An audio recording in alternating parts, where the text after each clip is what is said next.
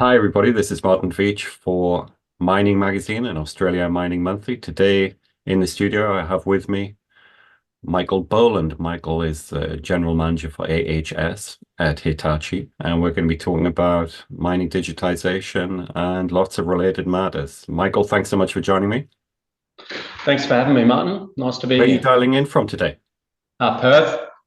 Perth, all the way from Perth to London on this line. So hopefully it's going to be a great session. Nice to meet you anyway, virtually, Michaal. Looks Uh, like it's sunny both sides, Martin. yeah. Um, Look, it's clearly mining, like every other sector in the world, is digitizing very rapidly. Everyone wants to try and automate for maximal efficiencies. But where and in what specific activities are you seeing that being most effective in the mining sector? Yeah, I think it's a good question, Martin. I think because some people consider technology for technology's sake rather than the value proposition to customers. Hitachi's got a strong focus of delivering technology that specifically supports the operational technology and the hardware that we deliver to customers. So for us, it's very much about my business is about delivering value through autonomous haulage. And autonomous haulage, as in unmanned rigid haul trucks for mining operations in 200 ton plus class mining truck environments. So for us, in order to get the best value out of that technology, as in autonomous haulage, you really need the information systems that sit behind it. And without those information systems and without the people in necessarily the seats of those trucks to give you some feedback, you really need that technology to analyze the data to understand, how you're going against your plan. Absolutely. Digitization and mining are really clashing head on, aren't they? Or coalescing at least. Look, I know at Hitachi, Michael, you'd like to talk about the sort of three pillars, smart everything in a way, where you're focusing. Let's take those one at a time. And first of all, you talk about smart operations. Now, that's where you're talking about things like, would it be sensor networks, virtual and digital twin, those kind of aspects? Yeah, I think it was so. So that's about basically using information to give you feedback. So it's about decision automation, decision support. It's about the ability to remote monitor or locally monitor, but certainly proactively monitoring your operation to make sure that you're achieving what you expect to achieve and that you've got enough technology to tell you when you're deviating from what your plan says you should, from where your plan says you should be.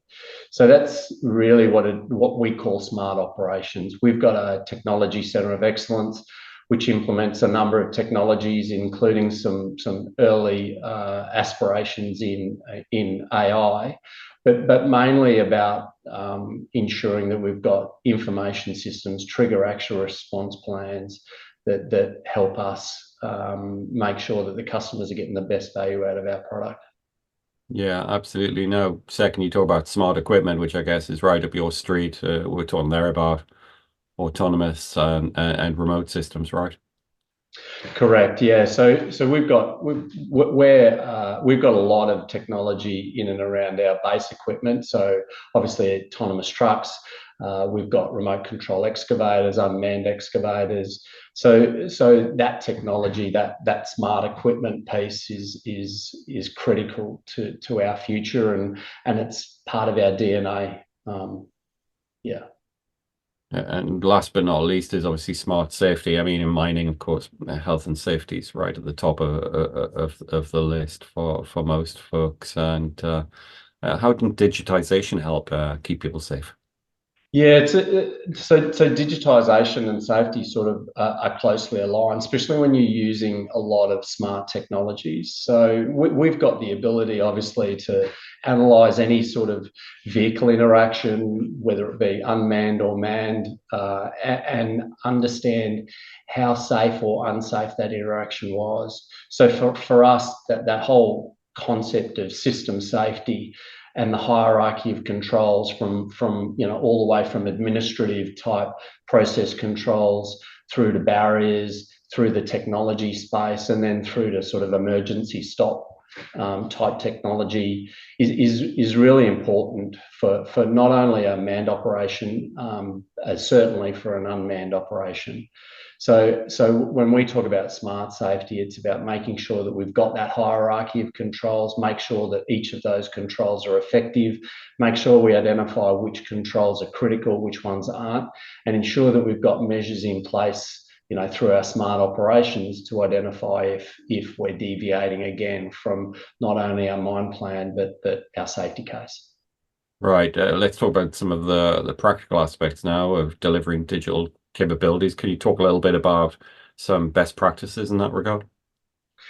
Yeah, so obviously, although I'm with Hitachi now, I come from a mining background, and one of the challenges that I've had as a user of the technology was the life cycle of gaining the maturity to operate that technology effectively. And so I've brought that into our business and made sure that our business is built up of a set of skills that really can help a customer who isn't fully across the complexities of not only the technology, but the complexities of operating that technology through processes and people training type activities. So for me, that's the piece that we've brought to the table. That's the RHS business unit. We've got a team of really smart people. Most of us come from a mining environment. Most of us have been involved in previous implementations of autonomous haulage, including our own implementations. And all of us bring to the table that experience to help a customer through their maturity growth, and supporting them getting to a level that they can operate the technology effectively and meet their goals and plans. Yeah, I saw that you split it into sort of four areas: plan and prepare, deploy, support, sustain. It's really like so many things in life, right? About having a plan and making sure that everyone's lined up to meet that plan. 100%. I think one of the things that sometimes people forget is buying a piece of operational technology, whether it be a digital solution, whether it be autonomous haulage or a Mm. or a smart excavator. It's not like buying Excel. You're making a life cycle commitment to the evolution of that technology and a life cycle commitment to the team that's running that technology, because those people need to be continually updated with anything that's changed in the tech.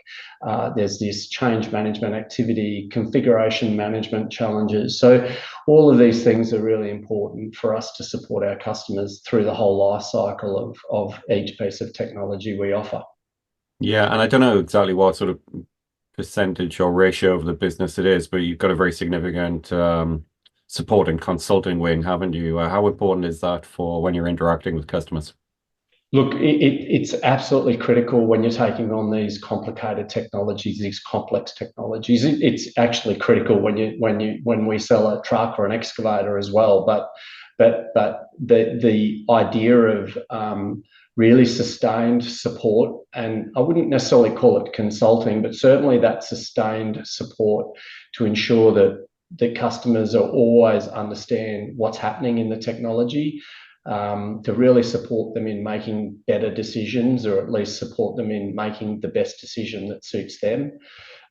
So for me, it's absolutely critical that we partner up with all of our customers, and not be seen as someone who sells something and runs away, but someone who really supports the customer through that life cycle, and again making sure that they're getting the best out of the technology.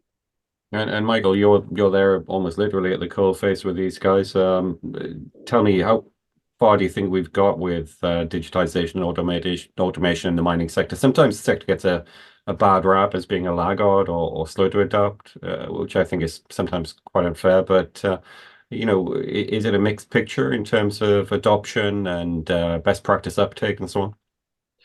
Yeah, look, I think the landscape of technology, well, let's talk about autonomous trucks for a start. The landscape of autonomous trucks is there is a lot of autonomous trucks in the globe, but they're very restricted. It's quite restricted to probably the bigger customers, and also constrained at the moment to customers that have sort of single, fleets, if you like, single types of fleets, or at least single brands of fleets. I think that what we're seeing in the landscape of autonomy at the moment is more a shift towards agnostic technology. So not forcing customers to have an asset management strategy that again forces them to buy a single brand of truck. Hitachi have got a real open autonomy and interoperability mindset towards especially our autonomous fleet. So I think for us, we don't, although we believe our trucks are the best in the market, we understand that the customer's asset management strategy might not actually meet, our objective, if you like, of offering them more good quality equipment. So that's where I think the landscape of autonomy is changing. Customers are expecting more out of the OEMs, out of the manufacturers, and we are going to be part of that moving forward. Yeah, and I guess it's the old triumvirate, people, process, and technology coming together. It's never easy when you're combining IT and OT, is it? But you need both the human factor and the digital skill set. 100%. And not only that, there's the whole issue around technology support, technology management is different.